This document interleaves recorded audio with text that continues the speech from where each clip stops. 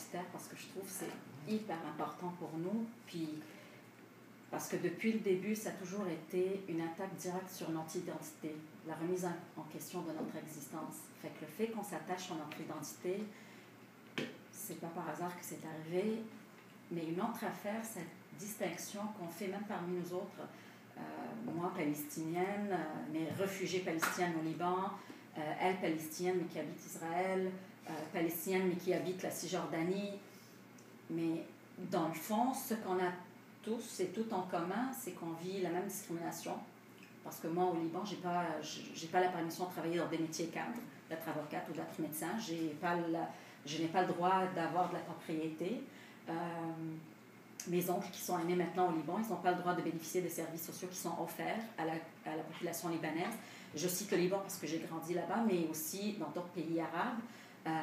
Fait que ça, c'est de la discrimination. Pour Yasmine, c'est la même chose, c'est de la discrimination, mais à l'intérieur d'Israël. Pour Salma, c'est la même chose, c'est la discrimination puis l'oppression à l'intérieur de la Palestine. Pour chacune d'entre nous, c'est une forme de discrimination qui est différente.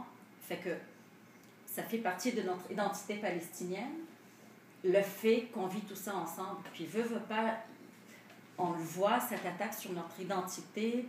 Puis c'est pour ça l'importance d'avoir cette idée d'avoir une mémoire, une identité collective, une mémoire collective, d'avoir cette histoire. Parce qu'on ne l'apprend pas assez à nos enfants. Oui, on en parle beaucoup de la Palestine, mais on n'en parle pas de la Palestine comme l'histoire de la Palestine. C'est quoi l'histoire de la Palestine? Est-ce que tous nos enfants connaissent leur histoire de la Palestine?